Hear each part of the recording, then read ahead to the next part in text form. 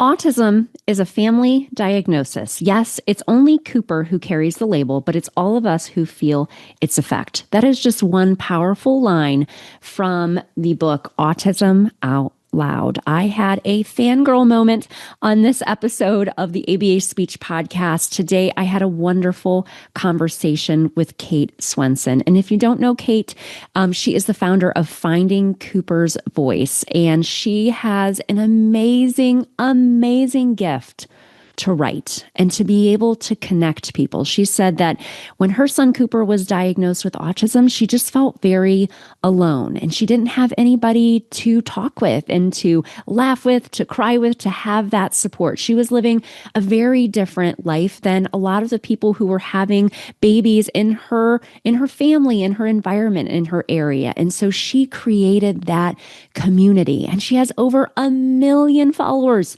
on Facebook. She's been on the Today Show. She's been on Good Morning America. She is really doing the work of connecting others. And she has such an amazing voice in this space and sharing her journey so that others don't feel alone. She has written 2 books. She wrote Forever Boy, A Mother's Memoir of Autism, and she has also written with other authors, Autism Out Loud, and it's an instant New York Times bestseller. So in this episode of the podcast, we talk about her journey of having a son who's diagnosed with autism. She talks about her journey with writing and that as an outlet. And then she has really just been a catalyst of creating a community so that others don't feel alone. She shares a lot over at Finding Cooper's Voice. I follow her on Instagram. I talk about social media a lot here at ABA Speech, and it has really allowed me to connect with so many amazing people. And so I think you're going to absolutely love this conversation. She talks about Cooper's journey, but she also talks about one really cool leisure activity that they do together as a family. And if you follow my work here at ABA Speech, I talk about leisure activities a lot because I want my students and your students, those of you that are listening or your own children, to feel happiness, to feel joy, to feel connected to their family, and to feel connected to their community. So I think you will love learning about what has really worked for Kate's family. I hope that you enjoy this conversation with Kate Swenson. Make sure that you leave us a review on Apple Podcasts so people know that the information that we're sharing here at the ABA Speech Podcast is important. Let's get into this episode. I'm Rose Griffin, a speech therapist, board-certified behavior analyst, and founder of ABA Speech. It wasn't all that long ago that I felt overwhelmed by providing therapy for my autistic students and any students who were not yet speaking. Fast forward through many doubts, tears, research, and courses, and you will see the framework that I use today and share with over 60,000 readers weekly. One that will help you support your students and feel more confident in the process. I created the ABA Speech podcast to give you simple, step-by-step strategies to help you reach all of your students wherever they are on their communication journeys. If you're a speech therapist, BCBA, RBT student, or parent who's looking to help all students develop a way to communicate with the world, you are in the right place, friend. Let's get started. We have an amazing guest for you today. I'm so excited, having a fangirl moment. I feel like I know her, and you probably do too. I was actually just on a call and I was saying who my podcast guest was first thing, and the person was like, "Oh my gosh, of course I know who that is." So welcome to the show, Kate Swenson. Thank you so much, Kate, for taking time to come on. Thank you for having me. And for those of my listeners who may not be familiar with your work or may be new to you, can you tell us how you kind of fell into the autism world? That is what my friend Mary Barbera always says on her podcast. So let us know how you're in touch with that. I feel like it was more of a push right. And a hold on. Yes. My firstborn son, Cooper, he is 14 years old now. He's a freshman, which you never think is going to happen. He was diagnosed with autism at 3.5. And I actually started writing, and back then it was called blogging. I started blogging about my son having a speech delay. That's what I was hoping it was. The terms, developmental delay, those, I'm trying to think what other ones were thrown around. And I just started writing and sharing and never thought that I would be where I am now. Yes. And I just think that you've given such a voice to so many people. I mean, I really kind of grew up, became a speech therapist, started working at the Cleveland Clinic Learner School, which is in essence an ABA program, and worked with so many students who I feel like present a lot like Cooper, where they're not yet speaking, have had some behavioral challenges. And I just feel like a lot of people feel really alone. And you mentioned that. We're going to talk about that a little bit. But with the way that you write, I'm just like, this is amazing. I bet so many people just feel like I feel seen, I feel heard. And I feel like as a practitioner, because I don't have an autistic child of my own, my son does have ADHD, but very different. I think that you give people a voice and a way to say like, yes, this is how I feel and it's okay to feel that way. So thank you for doing that. So you're the best-selling author of Forever Boy and then Autism Out Loud. And I love this book. It's just amazing. So what inspired you to share your family journey with autism? Well, honestly, I never thought I'd write a book. That was not, I've always loved writing, but that was never a possibility, not even on the realm. But I was so alone. We lived in rural Minnesota. And when Cooper was diagnosed, I swear we had the only child diagnosed with autism. I mean, there was not even an autism type clinic. We got speech at the hospital. We were one of the only kids there. It was all, other older folks there. There was nothing focused on what he needed. And I was like, we have the only child. And I think back then it was like 1 in 68 kids. I can't remember the exact number, but it's like, well, where are they? Where are they? Right. So I honestly just started sharing because I needed to find someone else, one other person, one other family, mom, dad, kiddo. And I didn't understand the power of social media necessarily, because I shared, well, actually, I don't think I've ever faltered from this, but I've always been very honest and vulnerable. I didn't always realize who was watching. Right. That still sometimes catches me off guard. I did a story this morning about just really vulnerably and honestly. And I sometimes get a little nervous sharing, but it's like, I can't be the only one that feels this way. And I just don't want any mom or dad to ever feel as alone as I have in the past. Yeah. And I thank you so much for that. I actually had somebody who joined my membership. I have a membership called the ABA Speech Connection, which is for speech therapists, BCBAs, RBTs, some gung-ho parents, as that's another Mary Barbera term, will join. But this person had joined and she wrote back. And I have some, funnels that are like, oh, thanks for joining the membership. And she wrote, it's a parent, and she wrote and said, thank you so much for having these courses about learning about ABA or, whatever it was. And she said, I feel less alone being in this membership. And I was like, oh, that's so nice. I have a little folder called Kind Words, and I put it there because, as you know about social media, not everybody is going to be on your side, and people always have an opinion and want to drop it in the comments. And some days that can feel heavy, right? And just sharing your family story and, hearing all that. Yeah, I didn't know, truly did not know that saying autism can be hard could be controversial. I just didn't know, and so I just know that there's so many parents in their homes, sad, alone, worried, angry, every feeling. And it's like, I just want to start these conversations so they can have a place to just, even if they're just reading and they're scared to comment, just know that they're not alone.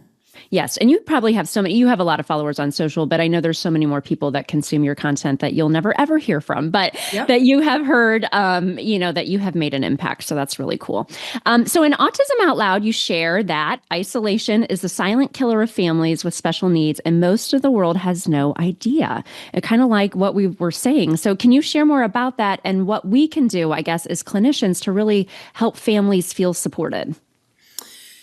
Well, I think, the loneliness is so hard. And just for context, Cooper, my first child, my two best friends had kids at the exact same time. So they're all 14 right now. Right. My sister-in-law had a baby at the exact same time. So I had all these, children, and my journey was so different from day one. It was not what I expected, and it was not what anyone else was living. And I remember having nowhere to ask my questions. And nowhere just to share or even laugh or cry or, I remember I tried at work one time in the break room. I have a story in my first book about this. And people just looking at me with, like shocked looks on their faces. And it's like, Right. but this is my normal. It can't be Right. that bizarre because I'm living it. And so, the isolation got me right away because we couldn't leave our house without, you know, extreme crying or meltdown or having to leave early. And then we had another son, and my husband would start taking him, and then I would really Hmm. be home. Right. And I remember having this moment of like watching my neighbors and my family outside through the window. Like I could like Mm. see them, and I could almost touch them, but I couldn't be there. And Right. so, how can people help? That's the question I'm asked all the time. I think just, I have lots of things. I mean, I think, honestly, the most important one, come over. I mean, Yeah. just sit with us. The Hmm. one thing that I needed in the beginning, more than anything that I never got, was a friend or family member or someone just to come sit. And it's like Right. they just never, I don't know if they thought it was too hard or what, but Hmm. I think just see us, believe us, come Hmm. visit us, check Yeah. in.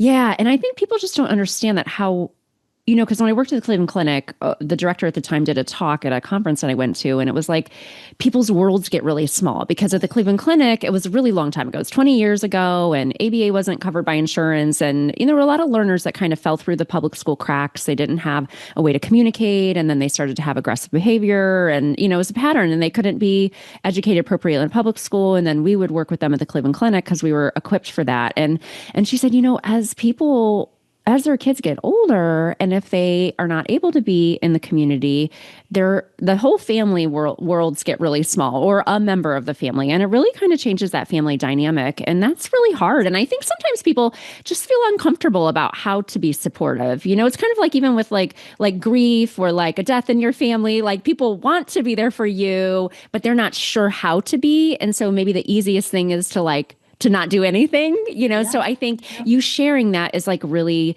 good information. Like just be there, be supportive, don't be afraid to ask questions, and have this open dialogue. I think you're empowering people to feel that way. So I love that.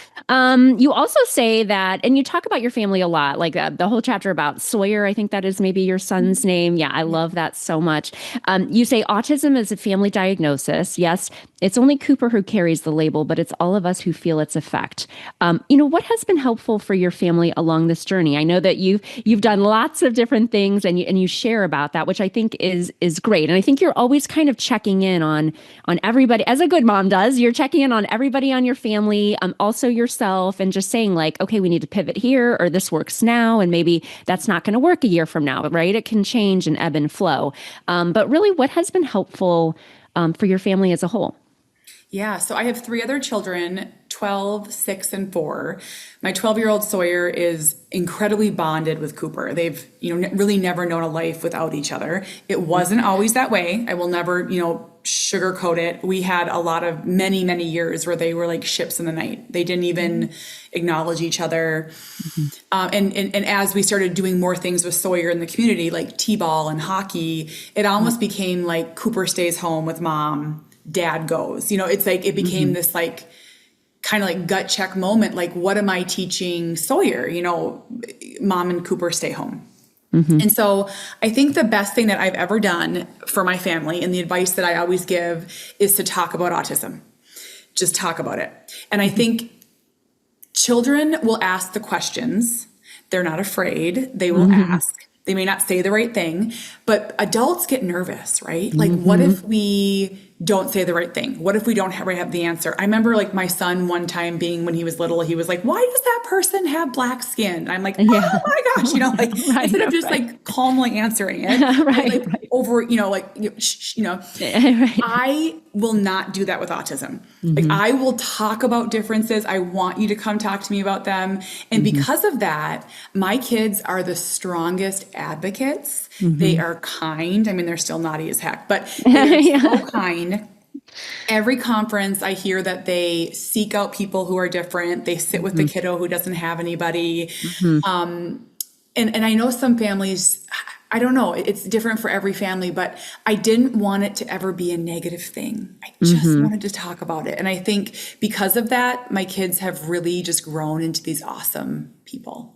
Yeah, that's amazing. Yeah, I know. I had a client once who she had a genetic disability and she couldn't use an AAC device and she used eye gaze and she had two siblings that were younger.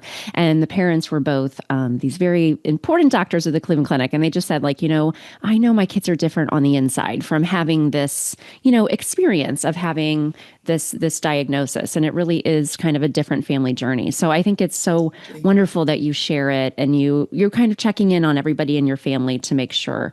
And before we press record, I love that, a big part of what I've always talked about, because I did work with older students who just really struggled to engage in, kind of like fun things like leisure skills. So a big part of what I've talked about at ABA Speech is modified leisure skills. And so thinking about like, what can we do peer to peer, or what can we do as a family, or what can the kids learn at school, like a modified version of like Connect Four or Uno, and then do it at home. Because when I was working with older learners, that was one of the big things is, so and so has a sister, but they've never done anything together, right? And I remember teaching this student how to play modified Connect Four, and he did it, and it was so cool. And I was talking to his mom, and then she bought that for him for Christmas. And then he played with his sister, and I was like, Yeah. "Yay! This is why I do what I do."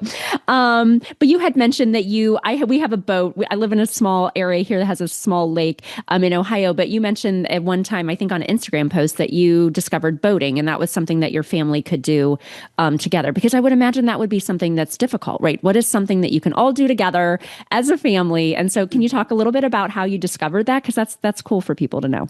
Yeah, Cooper has a lot of limitations. That's just the way I'll describe it. So he Right. struggles to wait in line. He struggles Yes. to sit quietly. Hmm. He's never been to a movie that isn't sensory friendly. We've never Right. eaten as a family at a restaurant, even Hmm. still today.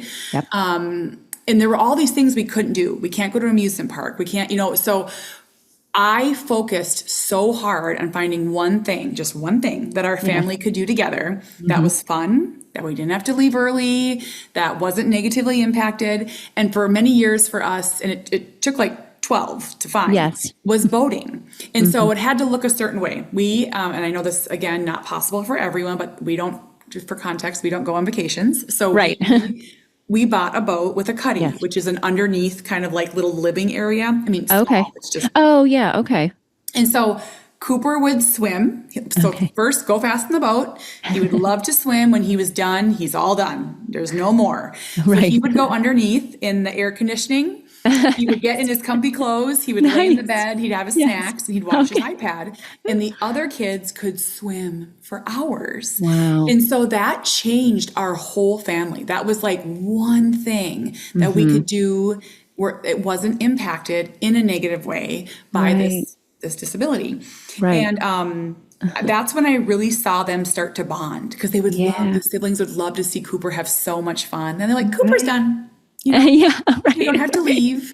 Right. So I really encourage families to keep pushing, whatever it may be. Maybe it's, Hmm. I don't know, maybe it's traveling, maybe it's swimming, whatever it is, just keep Right. pushing for that one, to find that one thing. Uh-huh. That's cool that you found that one thing. Yeah, because then there's so many nice family memories. And then the kids are pairing with Cooper and they understand, like, oh, he's having fun, but now he's done and he gets to do all these. That sounds like a cozy little spot there. Get into your comfy clothes and get on Yeah. technology.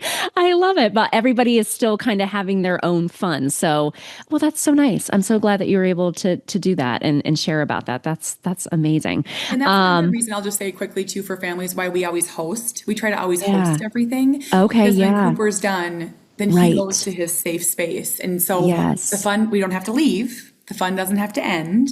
But he Right. can go to his safe space. So, I think my message is always like find the thing that works, modify the things that you need to work. Right. There's usually a way you can make it.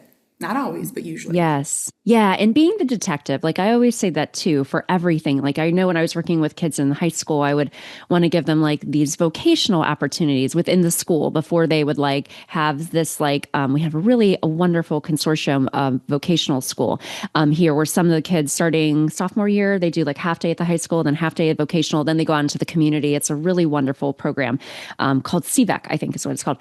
And I was always like a detective in the building. I was like, okay, where where can I have my students have these like pre-vocational activities? Like, can we be friends with the janitor? Can we be friends with the principal? What do they need done? And I'm sure you've done a lot of that. I know you have, just from reading your work and seeing your social media posts of like just kind of getting to know everybody in the environments and seeing what's going to work, right? For Cooper, for your family. And that takes a lot of energy. So kudos to you, because it's hard to make sure everybody is, on the same page, right? Yes, it does. Absolutely.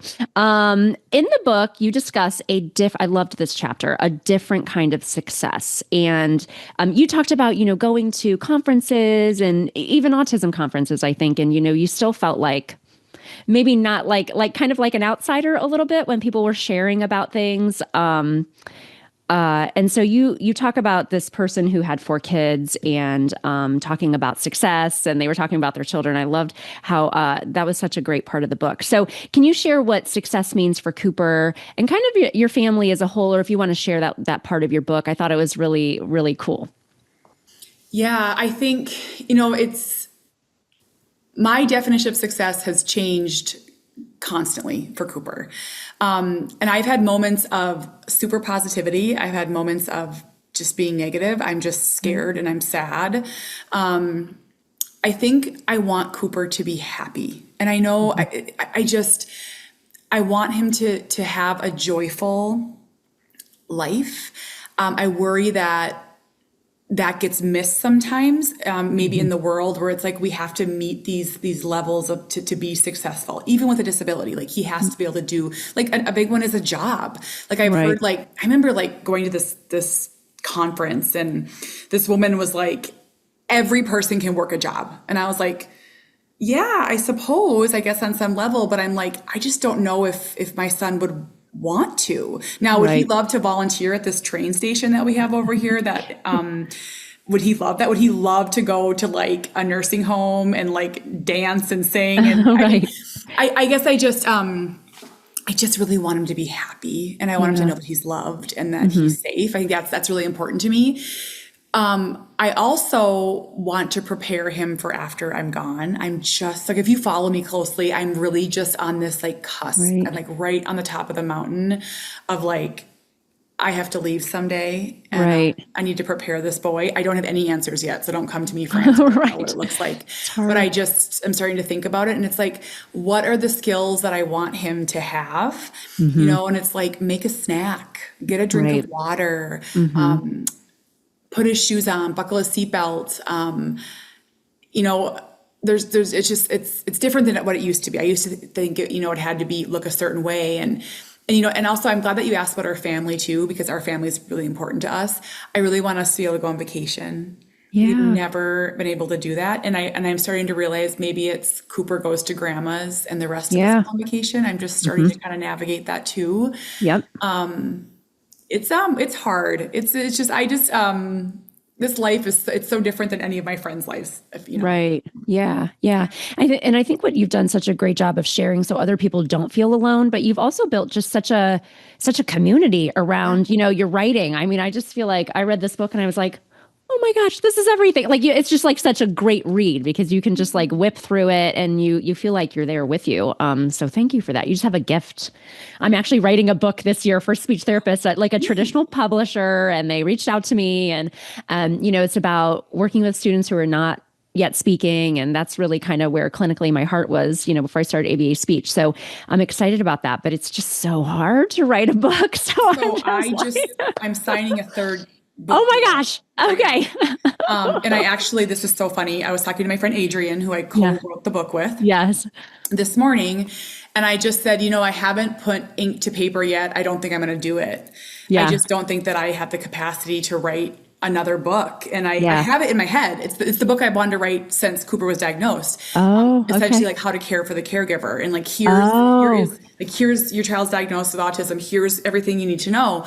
Right. But it's writing a book is the hardest thing you'll ever do. And no one has any idea. It's like this secret world. Can you really, I don't know what's like for you, but like, it's not like penning your memoir at Starbucks. Right. By fire. It's like no. Really hard.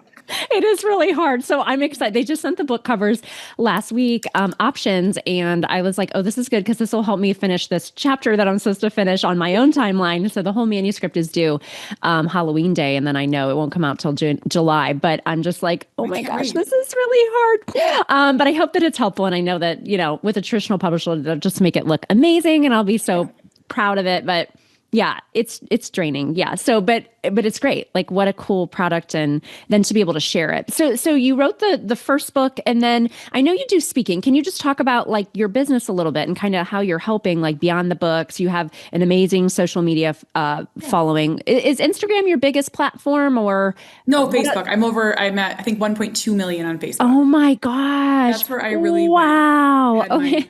my viral success over Oh there. my gosh, that's amazing. Yeah, Yay. after my first big book came out, I started speaking, which Okay. I love. If Yes. I could speak every day, I would. Yeah. I'm going to a school district tomorrow. My favorite keynote to give is to educators, and not just Yes. sped educators. I like the whole school. You give me bus Right. drivers, general educators, Wow. admin, because that's Yeah. who everyone interacts with our kids. Yes.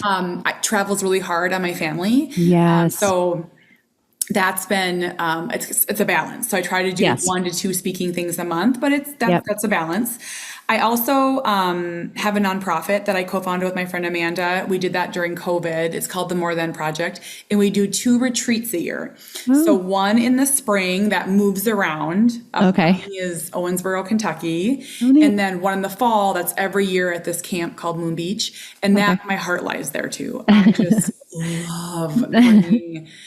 It's traditionally we reach female caregivers right now because there's Yes. just 2 of us and Yes. 2 moms. We'd love to expand, but again, it takes Yeah. time. We just love getting them in a room and like hearing that like hum of like Right. laughter and nodding, Yeah. and they just get it. There's nothing better. What else? I do videos online. I have a supporter group. I think a membership group, much like Yes. yours. Okay. Great. I had that on Facebook, and I launched that because my page got so big that I couldn't speak honestly anymore. Oh, sure. It got just too Yes. big. And Yes. I need a place to, just say like, this is really hard. Yeah. Cooper had a pretty big meltdown on Saturday over Yeah. an iPad that I got for his sister. And it's like, Oh. I just need a place that I can just talk about this without judgment. Right. That's what we all need. Yeah.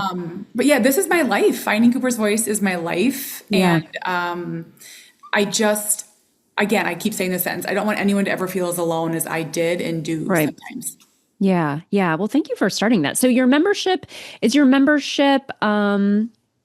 where do you house your membership? Like, can people join it? Is it mostly for parents or what? I don't know much So about it. I Yeah. have one on Facebook and one on YouTube just because I was afraid for 5 seconds that Facebook was going to go Okay. away. Okay. You never so know. I mean, Yeah. So yes. I do videos. Typically, I do a video every day just for my little subscriber group. Okay. Oh, nice. Yeah, anyone can join, but we do have a lot of, it's not that big, but we do have teachers and therapists. Okay. Also, a lot of teachers and therapists who have kids with disabilities. Yes. Right.